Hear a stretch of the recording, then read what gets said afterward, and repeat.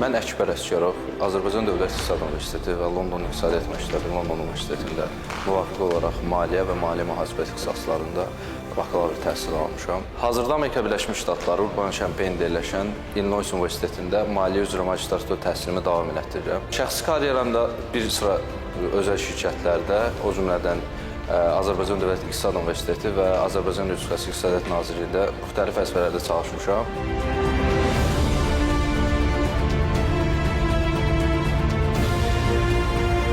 4-cü yüksəliş müsabiqəsinin qaliblərindən biriyəm.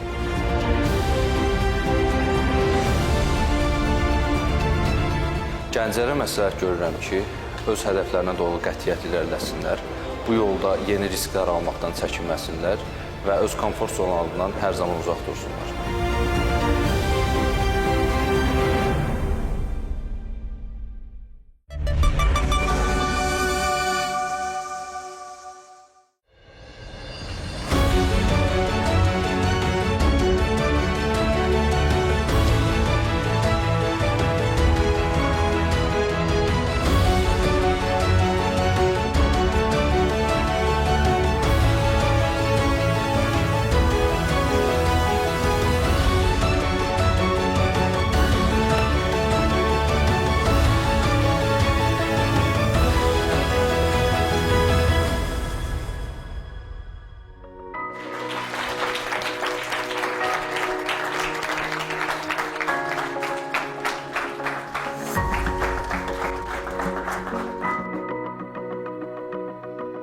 Dostlar, salam. Hər birini salamlayıram. Mən Əkbər Əsgərov, 4-cü yüksəliş müsabiqəsinin qaliblərindən biriyəm. Bugün sizinlə təsir üsulları, təlqin, məhdud rasionallıq və kognitiv iyerarxiya haqqında danışacağıq. Mövzunun adları sizə biraz yad gələ bilər, amma gündəlik həyatımızda, ümumilikdə bütöv həyatımızda istifadə elədiyimiz, qarşılaşdığımız, lakin bəzən hətta fərqində belə olmadığımız anlayışlardır. Mövzunun təqdimatdan keçməmişdən qısa bir oyun oynamaq istəyirəm. Burada gördüyünüz şokolad və alma, bu iki məhsulu biz nümunə olaraq düşünək. İndi isə siz əlbəttə ki, bu məhsulun avtomatik olaraq adlarını eşitdikdə instinktiv olaraq belə deyək, siz bunlardan hansını seçəcəyiniz və yaxud hansının daha yaxşı olacağı barədə bir fikir formalaşdırmağa başladınız. Hazırda əlimizdəki iki məhsuldan artıq formalaşdırdığınız fikrə əsasən alma və şokolad məhsulundan birini özlüyünüzə seçməyinizi istəyirəm. Əgər seçim etdinizsə, o zaman əl qaldıraraq zəhmət olmasa almanı kimlər seçir onları? Bəs şokoladı kimlər seçir? Biraz cüzi fərqdə də olsa, almanı seçən şəxslərin sayı daha çoxdur. Amma mən sizə desəm ki, mən heç bir şey etmədən, yəni sizə mükafatlandırma və cəza prinsipi olmadan fikirlərinizə təsir etdim. Yəqin ki, cavabınız yox olar, təsir etmədiyimi düşünərsiniz. Məhz bugün bu məsələdən danışacağıq biz. Təlqin, harda 2010-cu illərdə Nobel mükafatı almış bir nəzəriyyədir. NAC və NAC ingiliscəsində məhdud rasionallıq və kognitiv iyerarxiya. Baxın, mən sizin fikirlərinizə təsir etdiyimi dedim. İndi isə gəlin bu təsirin necə baş verdiyindən danışaq. Və izaha keçməmişdən və növbəti bir nümunəni sizə göstərmək istəyirəm. Ola bilər ki, burada çox aydın görünməsin. Amma burada iki yol var. Görə bilirsiniz aydın şəkildə buranı. Burada iki yol var. Sol yol və sağ yol. Düşünün ki, siz özünüz yol ayrıcındasınız. Sizə təqdim olunan iki yol var. Bu yollardan biri aşınmış, artıq bəllidir ki, çox istifadə olunub. Digəri isə maneələrlə dolu, aşınmamış və az istifadə olunmuş bir yoldur. Sizcə, siz yol ayrıcında olsa, sol yol aşınmamış və daha belə deyək, çox istifadə olunmuş yol, sağ yolsa az istifadə olunmuş yoldur. Siz bu yollardan hansını seçərsiniz, əgər yol ayrıcında olsasınız? Sol yol deyənlər, sağ yol deyənlər. Gördüyünüz kimi burada da aşınmış yolu seçənlərimizin sayı daha çox oldu, nəinki aşınmamış yolu seçənlərimizin sayı. Bu iki prinsip əslində bizi eyni bir nöqtəyə, yəni təlqin nəzəriyyəsini gətirib çıxarır. İndi isə bunların niyə baş verdiyindən danışaq. Biz bunu seçim arxitekturası adlandıracağıq. Biz hansı ki, bu seçim arxitekturasının formalaşdırılmasına gündə yüzlərlə, bəlkə minlərlə dəfə rast gəlirik və özümüz də fərqində olmadan müstəqil qərar verdiyimiz düşünməyimizə rəğmən əslində müstəqil qərar vermirik. Bizə belə deyək, təqdim olunan qərar vermə çərçivəsində sadəcə seçim edirik. Yəni seçim etmək və qərar vermək özlüyündə eyni şey deyil.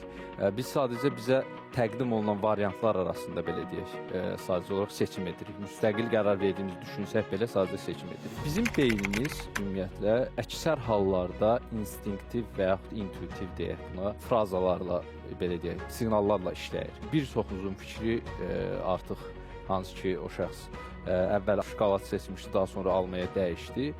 O fikirlər sadəcə bir hərəkət, yəni almanı ələ alıb sizin önünüzə gətirməklə dəyişdi. Səbəb niyyədir? Birinci məsələ məsafədir. Biz burada 4 məsələdən danışacağıq. Fiziki cəhətdən daha yaxın olan əşyalar sizə daha arzu olunan gəlir. Çünki bu daha rahat əldə oluna bilən bir məhsul kimi görünür. Burada alma sizə daha yaxın idi. Alma daha yaxın olduğuna görə siz bunu fikrinizi şokoladdan dəyişib daha arzu olunan oldu alma sizin üçün. Hansı ki mən nə alma, nə də şokolad haqqında heç bir əlavə məlumatlardan istifadə etməmişdim. Alma sağlıqlıdır, şokolad belə deyək, dadlıdır və yaxud hər hansısa bir pisləyici bir vasitədən istifadə etməmişdim.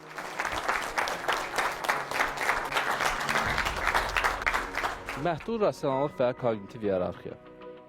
Məhdud rasionallıq və kognitiv iyerarxiya ümumiyyətlə nə deməkdir? Sizcə bu necə gəlir sizə? Məhdud rasionallıqdan gedək, kognitiv iyerarxiya biraz qarışıq görünə bilər. Buyurun. Məncə məhdud rasionallıq insanın hər hansı bir sərhəddə qədər qərar verə bilməsi deməkdir. Yəni biz fikirlərimizi müəyyən bir sərhəddə qədər özümüz çatdıra bilərik, amma məsələn sizin bayaqda bildirdiyiniz kimi əlinizdə alma və şokolad var idi. Bizə 2 seçim qoymuşsunuz qarşımıza. Bundan əlavə bir seçim yox idi. Biz yalnız o sərhəddə qədər öz seçimimizi eləyə bilərdik. Bəs sərhəd dedikdə nəyi nəzərdə tutursunuz? Yəni sərhədləri sizin üçün nə müəyyənləşdirir? Sizin sərhədiniz nədir belə deyək? Sərhədləri insanın öz həyat prinsipləri müəyyənləşdirir. Çünki hər bir insanın özünə aid həyat prinsipləri və sərhədləri var. Bu isə şəxsiyyətdən şəxsiyyətə mənə görə dəyişir. Aydın, müəyyən qədər razıyam sizinlə. Başqa cavab vermək istəyir, buyurun. Məhdud rasionallıq dedikdə mənim ağlıma ilk qərar vermə zamanı informasiya qıtlığı olması gəlir. Kognitiv iyerarxiya isə düşüncəmə görə bu deməkdir ki, insan beyninin birinci görmə, sonra elə bil ki, informasiyanı necə qəbul edib, necə analiz etməsi kognitiv iyerarxiya kimi düşünürəm mənim fikrimcə. Bu da qəbul edirəm, siz buyurun. Məhdud rasionallıq Herbert Simonin teoremidir məncə. O dərəcələrlə insanı ayırır. Məsələn, 0-cı dərəcəli insan hansısa bir öz məqsədinə çatandan sonra başqa bir şey eləmir, amma 1-ci dərəcəli insan 0-cı dərəcəli olan məqsədi özünü asan bir şey gördüyünə görə daha irəli getmək istəyir. 2-ci dərəcəli isə belə davam eləyir. Məncə məhdud rasionallıq hansısa bir insanları öz uğruna görə dərəcələrlə ayrılmasıdır və kimin daha çox uğurlu, kimin daha çox məqsədə can atdığını göstərən bir teoremdir, belə fikirləşirəm. Bəs kognitiv iyerarxiya, görürəm ki, məlumatınız var məhdud rasionallıq haqqında. Onun haqqında necə məlumatınız var? Yəni və yaxud nə olduğunu düşünürsünüz? Mən məhdud rasionallıq üzrə demək istəyirdim. Əla. Əslində hətta nəzəriyyə sahibinin bildiyi adında dediniz. Məhdud rasionallıqda insan həyatı ümumiyyətlə bizim əlimizdə olan heç bir şey sonsuz deyil. Bizim bu dünyadakı zamanımız sonsuz deyil. Biz günün birində öləcəyik. Bizim buradakı potensialımız sonsuz deyil. Potensialımızın limitləri var. Bizim gücümüz və yaxud göstərə biləcəyimiz səy sonsuz deyil. Onların da limitləri var. Və biz bu limitlər daxilində Herbert Simon'a görə ümumiyyətlə bu yəni qənaətbəxş, qane edici adlanır bu prinsip. Ən yaxşını yox, adətən kifayət qədər yaxşını axtarırıq. Yəni hər zaman ən yaxşı üçün can ata bilərik. Amma adətən bizim dayandığımız nöqtə kifayət qədər yaxşını əldə etdiyimiz nöqtədir. Belə deyək, siz məişətdən misal verək, maşın almaq istəyirsiniz. Müəyyən bir büdcəniz var.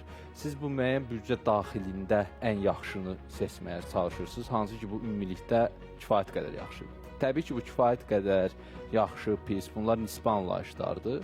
Amma bir şey bilməliyik ki, yəni bunu biz şəxsimizə belə deyək, misal olaraq götürməliyik də bizim üçün kifayət qədər yaxşı nədir? Siz özünüz analiz edə bilərsiniz özünüzdə ki, sizin üçün kifayət qədər yaxşı nədir? Və siz bəlkə də ən yaxşını əldə etdiyinizi düşünürsünüz, amma hansı ki o ümumi götürdükdə kifayət qədər yaxşı olaraq qiymətləndirilməlidir. Kognitiv iyerarxiya isə bu belə deyək, qərar vermə sistemi, qərar vermə iyerarxiyası, qərar vermə ardıcıllığı kimi bunu qələmə verə bilərik. Bizim 3 sistemimiz var belə deyək, 3 qərar vermə sistemimiz var bu prinsipə əsasən. Birinci qərar vermə sistemi, sistem 1, instinktiv sistemdir. Bu sürətli, şuursuz deyil, yəni ki, avtomatik olan və şuurlu şəkildə edilməmiş və emosional bizim qərarlarımızdır. Necə düşünürsünüz, nə ola bilər bu hansı instinktiv olan qərarlar? Buyurun. İnstinktiv qərar əsasən bir situasiyada ilk ağlımıza gələn qərar, yəni ilk həyata keçirdiyimiz qərar deyə düşünürəm. Hə, doğrudur. Razıyam. İnstinktiv qərar nədir? Bizim sistem 1-də verdiyimiz qərar. Hansı ki bizim, yəni burada bir şey diqqətinizə çatdırım ki, bu daha ağıllı və yaxud daha az ağıllı insanların işlətdiyi sistem deyil. Yəni burada bu 3 sistemin hər biri bütün insanlar tərəfindən istifadə olunur. Adətən bizim hətta instinktiv qərarlarımız bizim gündəlik verdiyimiz qərarların hətta 80%-ni belə deyə təşkil edir. Bu instinktiv qərarlar nədir? Bizim üçün artıq qərarların məntiqli olub-olmamağı əhəmiyyətlidir. Deyək ki, evdən çıxırsınız, əlinizdə açar var, açarla qapını kilidlədiniz və açarı atdınız cibinizə. Bu sağ və yaxud sol cib olmağı və yaxud pis cib olmağı insandan insana dəyişir və bunun düzgün, yanlış tərəfi yoxdur. Bu instinktiv bir şeydir. Yəni siz instinktiv olaraq bunu sağ cibinizə qoyursunuz. Niyə? Çünki siz uşaqlıqdan bunu sağ cibinizə qoyursunuz. Yəni bunun doğrudur, yanlışdır deyə bir şey yoxdur. İkinci mərhələ isə bizdə evriska mərhələsi, hansı ki məntiq ilə instinktivin ortasında yerləşir və bu mərhələ instinktivdən daha belə deyək, məntiqli, tam məntiqdənsə daha çox emosionaldır. Bu qərarlar sürətli olur, lakin yadda qalan qısaltmalar şəklindədir. Bundan nə misal göstərə bilərsiniz? Buyurun. Fikrimcə diqqəti cəlb edəcək şəkildə qısa notlar tutmaq qeyd etdiyi kimi, həmçinin abituriyentlik dönəmindən əlavə də universitetdə də biz semestr imtahanlarından keçən zaman mühazirələri biz öyrənirik. Həmin zamanda da qısa notlar tutmaq və ya məsələn uzun cümləni öz başa düşdüyümüz dildə qısa şəkildə izah etmək buna nümunə ola bilər. Buyurun. Məncə burada məsələn hər hansı bir şəxs televiziyada çoxlu tutaq ki, maşın qəzaları görür və ya digər nəqliyyat vasitələrinin qəzalarını görür. Bu zaman tutaq ki, o maşını idarə etmək istəyərkən ağlına həmin qəza gələ bilər və bir növ onu yadda saxlaya bilər. Yəni bir növ o qısaltma ola bilər və ona görə o qərar verə bilər ki, artıq maşından istifadə etməsin və ya təyyarədən istifadə etməsin. Hə.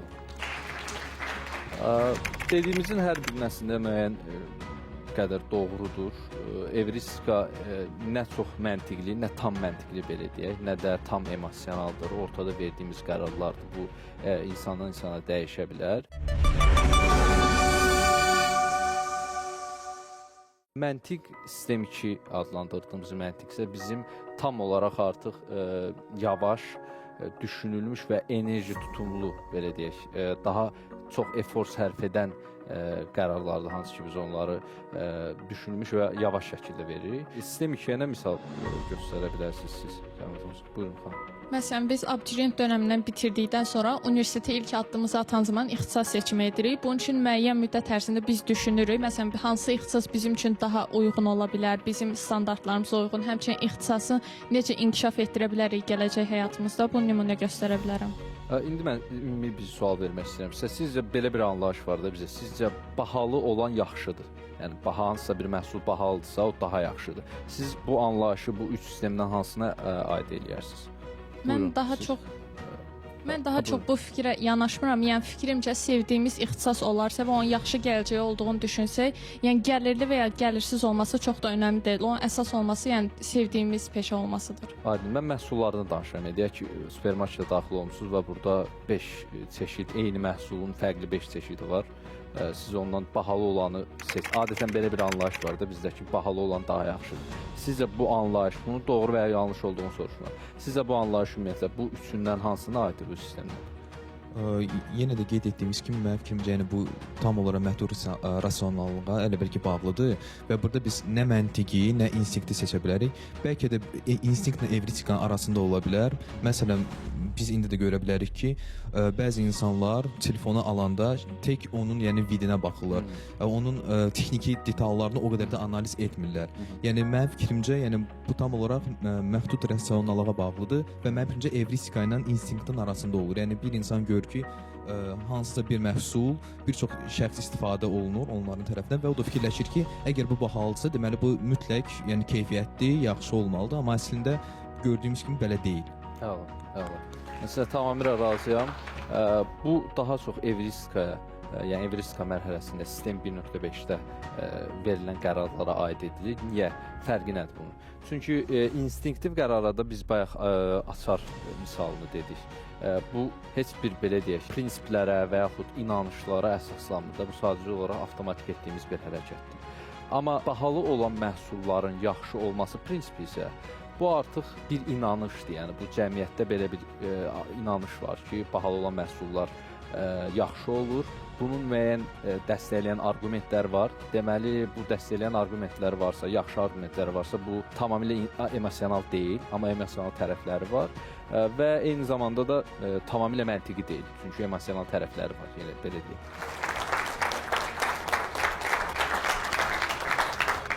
Birincisi, varsayılan dəyərlər. Bu matrisanın birinci hissəsidir. Varsayılan dəyərlər deyər defaultlar nəzərdə tutulur.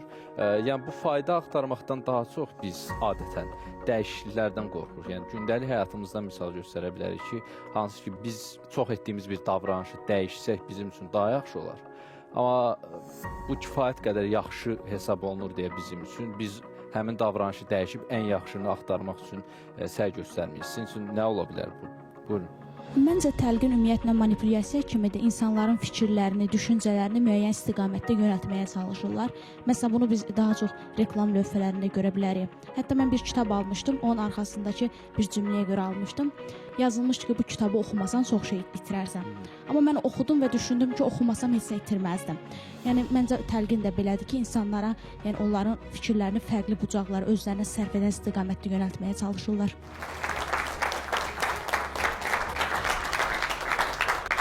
Məsələn, dərsimiz çox olanda gecədən fikirləşirik ki, sabah tez durub daha çox dərs oxuyacağam. Amma səhər açılanda görürük ki, oyanmaq çox çətindir. Ona görə də deyirik ki, bir 5-10 dəqiqədə yataq. O 5-10 dəqiqədə 1-2 saata çevriləndən sonra dərs yenə də qalır. Bu hər gün davam edir. Yəni həm dəyişmək istəsək belə çox zaman yəni alınmır. 1-2 nəfərdə alınır. Məsələn, mənim dostlarımda, amma məndə daha çox həmişə gec oyanıb sonra da dərslərim yığılır qalır. Belə olur.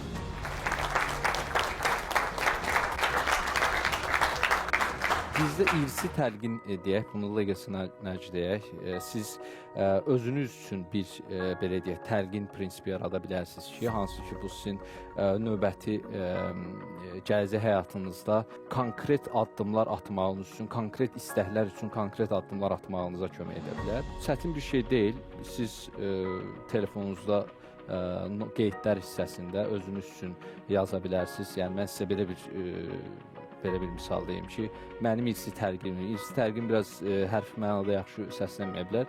Mənim irsi təlqimim ...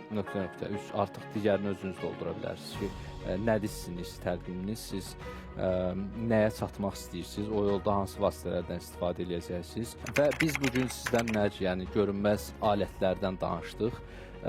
Dünya səhnəsi görünməyən təsir alətləri ilə qurulub. İndi isə siz o alətlərin necə istifadə olduğunu bilirsiniz. Bu isə sizə, belə deyək, daha manipulyasiyaya qarşı dözümlü olmağı, öz qərarlarınızı daha rahat verməyi, artıq belə deyək, ən azından supermarketdə görə bilərik ki, musiqilər bizə nə etməyə çalışır. Əgər biz onu istəmiriksə, onu etməliyik və yaxud bizə formalaşdırılan mühit nədir? Ən azından biz onu bilsək ki, belə deyək, əksər hallarda biz qərar vermirik, seçim edirik. Yəni, bunun fərqində olsaq, artıq bizim müstəqil qərar verməyimiz, belə deyək, çərçivədən kənara çıxıb qərar verməyimiz daha rahat olar. Bu qədər. Çox sağ olun dinlədiyiniz üçün. Hər birinizə minnətdaram. Ümid edirəm hər biriniz üçün maraqlı və faydalı oldu bugünkü təqdimatımız. Mənim üçün də çox maraqlı oldu sizlərlə görüşmək. Ümid edirəm ki, bu formada görüşə bilərik sizin kimi gənclərlə. Hər birinizə uğurlar arzulayıram. Verilişimizin formatına uyğun olaraq fərqlənən yoldaşlarımıza biz hədiyyələr təqdim eləyəcəyik. Sizdən başlayaq, buyura bilərsiniz.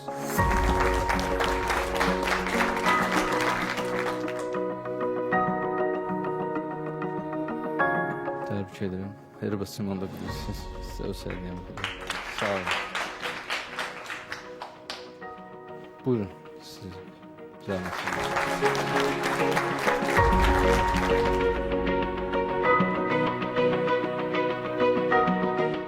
Təbrik edirəm.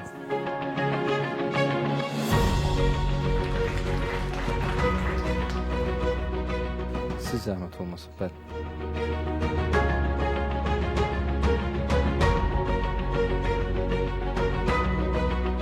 Təbrik edirəm. Buyurun siz, zəhmət olmasa. Təbrik edirəm, uğurlar. Buyurun. Sağ olun. Günümüzü daha yadda qalan etmək üçün biz sizinlə xatirə şəkli çəkdirmək istəyirdim.